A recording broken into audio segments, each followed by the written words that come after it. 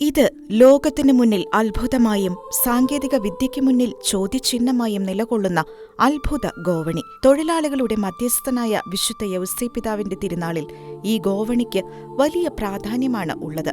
യുഎസിലെ ന്യൂ മെക്സിക്കോയിൽ സാന്താഫേയിലെ ലൊറേറ്റോ ചാപ്പലിലാണ് ഈ അത്ഭുത ഗോവണി. 19-ാം നൂറ്റാണ്ടിൽ മെക്സിക്കോയിലെ ലൊറേറ്റോ ചാപ്പലിന്റെ നിർമ്മാണം പൂർത്തിയായപ്പോൾ മുകളിലെ ഗായക സംഘത്തിനുള്ള തട്ടിലേക്ക് കയറാൻ ഗോവണികൾ ഇല്ലായിരുന്നു.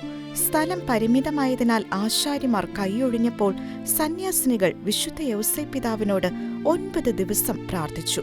9-ാം ദിവസം ഒരു അപരിചിതനായ വൃദ്ധൻ അവിടെ എത്തി. ലളിതമായ പണി ഉപകരണങ്ങൾ മാത്രം ഉപയോഗിച്ച് താങ്ങുതൂണുകളില്ലാതെ 33 പടികളുള്ള മനോഹരമായ ഒരു സർപ്പിളാകൃതിയിലുള്ള ഗോവണി അദ്ദേഹം നിർമ്മിച്ചു. ജോലി പൂർത്തിയായ ഉടൻ പ്രതിഫലം പോലും വാങ്ങാതെ അദ്ദേഹം അപ്രത്യക്ഷനായി. ആ നാട്ടിൽ കാണപ്പെടാത്ത തടി കൊണ്ട് നിർമ്മിച്ച ഈ ഗോവണി ഇന്നും ഒരു അത്ഭുതമായി നിലകൊള്ളുന്നു. വിശുദ്ധ യൗസേപ്പിതാവ് നേരിട്ട് വന്ന് നിർമ്മിച്ചതാണ് ഈ അത്ഭുത ഗോവണിയെന്ന് വിശ്വാസികൾ ഉറച്ച് വിശ്വസിക്കുന്നു.